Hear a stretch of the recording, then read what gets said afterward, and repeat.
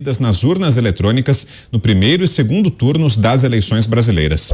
Uma nota enviada à imprensa afirmava que o relatório devia ser divulgado da Argentina, pois, por ordem do TSE, nenhum meio de comunicação ou grupo privado de pessoas pode divulgar informações que ponham em dúvida o resultado eleitoral desse ano. Também por esse motivo e pelas restrições de plataformas online, nós não vamos divulgar trechos dessa live. Mas o Paulo Figueiredo acompanhou uma parte dessa transmissão, né, Paulo? Vai trazer agora pra gente alguns dos detalhes. O que é que foi dito nessa live, Paulo? Vitor, eu acompanhei com bastante atenção, na verdade, a apresentação quase toda, até entrar no ar aqui com vocês nos pingos. E tô com um relatório aqui, vou me debruçar nele em detalhes, tem mais de 70 páginas ao longo dos próximos dias. Eu tenho o privilégio de ter tido uma boa formação matemática, como economista, estudei talvez na instituição matemática mais importante do mundo, então não estamos falando de algo sobre o qual não tenha familiaridade, né? Vocês lembrem, quando terminou a apuração no domingo, eu estava aqui ao vivo na Jovem Pan com todos vocês e eu passei a ter inúmeras dúvidas porque eu entendi que os dados se comportavam de forma inesperada para o que eu imaginava razoável, uma distribuição aleatória, o que seria normal numa apuração. E falei, olha, eu preciso entender melhor esses dados e eu espero ouvir explicações a esse respeito nos próximos dias. As explicações não vieram e começaram a surgir muitos outros pontos dignos de atenção na internet. Eu, de forma alguma, que vou descumprir a determinação do TSE e as políticas do YouTube, questionando as nossas urnas e o nosso sistema eleitoral. Não é isso que não se trata disso aqui, então vocês me permitam ter um comedimento que é cabível, né, no estado totalitário aqui que nós vivemos, mas eu acho que tem certas coisas aqui que eu posso reportar a vocês. O ponto principal que me trouxe bastante surpresa nessa apresentação foi ver que, segundo as pessoas que apresentaram esses dados, e é importante dizer que eu não sei quem são essas pessoas e eu sequer sei se os dados que eles estão apresentando são verdadeiros e corretos, mas eles explicaram que o Brasil tem dois tipos de urna. Uma antiga, que não foi auditada, e uma nova, que foi auditada. Até aí não tem nenhuma surpresa, isso já tinha sido objeto de discussão das Forças Armadas com o TSE. O TSE já tinha pedido um teste público de segurança a essas urnas que não tinham sido auditadas e o TSE havia negado essa sugestão, mas o que nós não sabíamos e que esse grupo levantou, e de novo, estou repetindo as informações que eles apresentaram, foi que o Lula teve um resultado muito superior, 10, 12 pontos superior, nas urnas que não foram auditadas. As urnas antigas que o Brasil já fez as outras eleições. Nestas urnas antigas, o resultado do Lula foi muito superior. Isso nas mesmas cidades, nas mesmas localidades, até em municípios pequenos, onde não haveria razão, pelo menos não consigo encontrar razão matemática para que houvesse essa disparidade, né? Deveria haver na amostra, deveria haver uma disparidade muito grande na distribuição das urnas para justificar esse tipo de coisa. Ora, isso é um dado apresentado. Nós precisamos agora, a partir de agora, precisamos ver se esses dados são verdadeiros, e esse grupo que fez a auditoria divulgou o relatório e diz que utilizou dados públicos do TSE que podem ser confirmados por qualquer um ou negados e desmentidos por qualquer um, o que também seria igualmente importante. E eu acho, e esse é um ponto que eu venho chamando a atenção aqui há bastante tempo, que existe uma maneira muito fácil de sanar os problemas, que pessoas tenham que sair do Brasil para fazer questionamentos. Vejam, pessoas têm que sair do Brasil, fizeram a apresentação na rede Getter, né? Que não está com a mesma política do que o YouTube. Então, na rede Getter, eles cumprem as decisões dos judiciais, mas eles não fazem eles mesmos uma política que proíba esse tipo de divulgação. Tinha 500 mil de pessoas assistindo no Getter nesse momento, e eu achei impressionante, porque o Getter tem pouco mais de 1 milhão de usuários apenas no Brasil. Então, uma rede razoavelmente recente. Então, nesse sentido, existe uma maneira muito fácil de você lidar com esses questionamentos, que é você explicando. Eu acho que o TSE tem condições, no seu corpo técnico, de convocar uma coletiva de imprensa na segunda-feira para dirimir as dúvidas que a sociedade possa ter a respeito do seu processo. Não interessa a ninguém que haja questionamento sobre o processo eleitoral brasileiro. Eu entendo, pessoalmente, que o caminho não é que você obrigue as pessoas a fazerem os questionamentos fora da jurisdição do Alexandre de Moraes.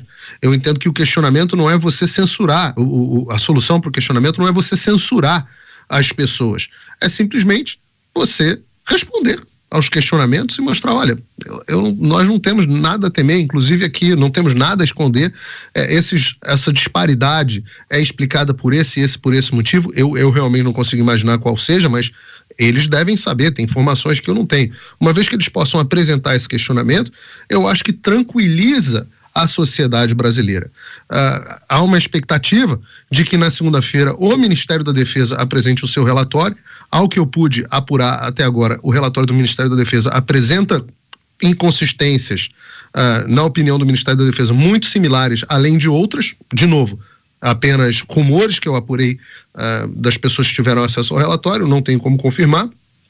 Vamos descobrir na segunda-feira.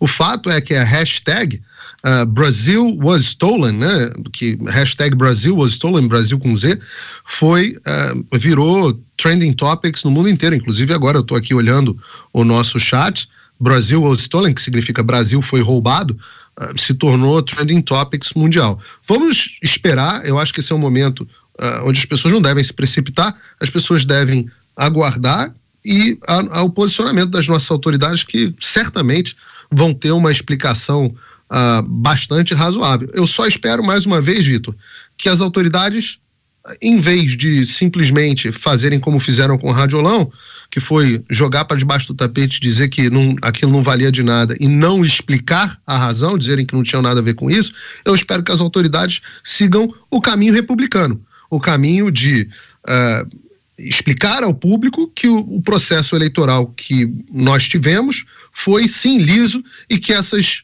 dúvidas e esses apontamentos que são feitos são impróprios e inválidos, explicando por que são impróprios e inválidos. A discussão e o convencimento são sempre melhor do que a ponta da baioneta e a opressão.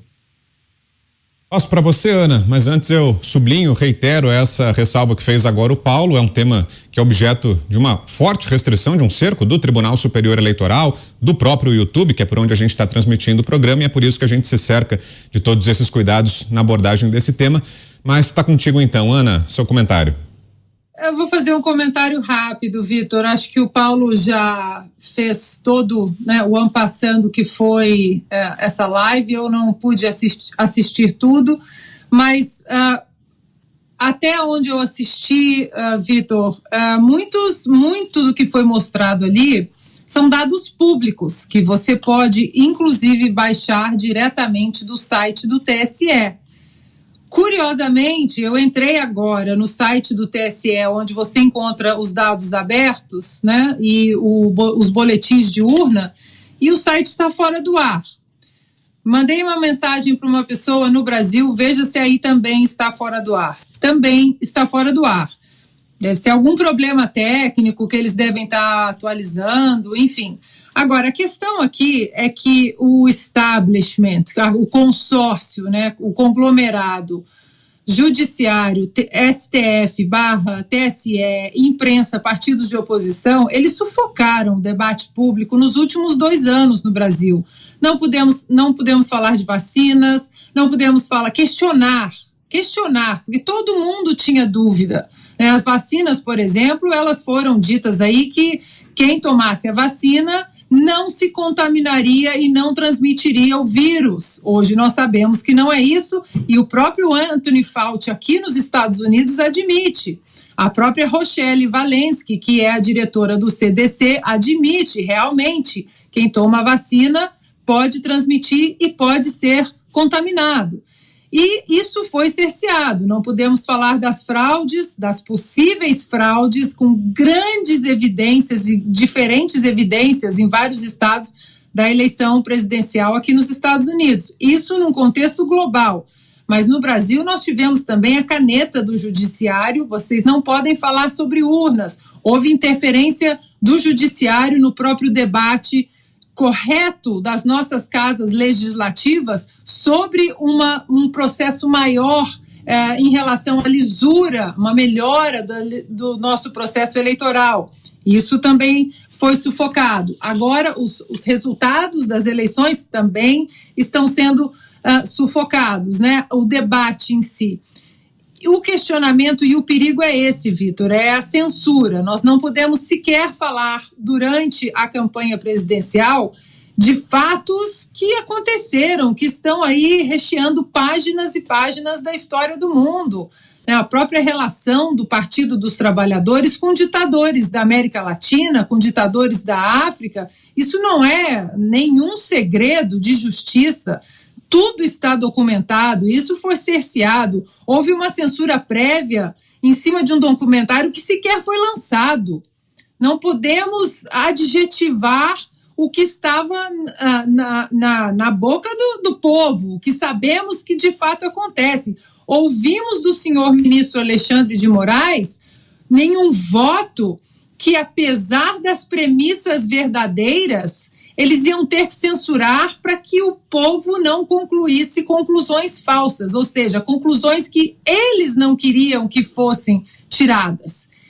Então, Vitor, a verdade, como o Paulo disse, vamos esperar as autoridades se manifestarem em relação a essa auditoria, se nós vamos ter alguma auditoria do Ministério da Defesa, algum documento do Ministério da Defesa, mas o fato é que essa eleição, ela não foi limpa, e não estou falando de domingo, estou falando de todo um período onde um candidato foi ressuscitado artificialmente por medidas ativistas e militantes de ministros, não juízes, de ministros da corte que deveria salvaguardar a nossa Constituição e fazer do Brasil um império das leis. E hoje o que nós temos diante desse resultado de Lula como presidente foi a coroação da impunidade.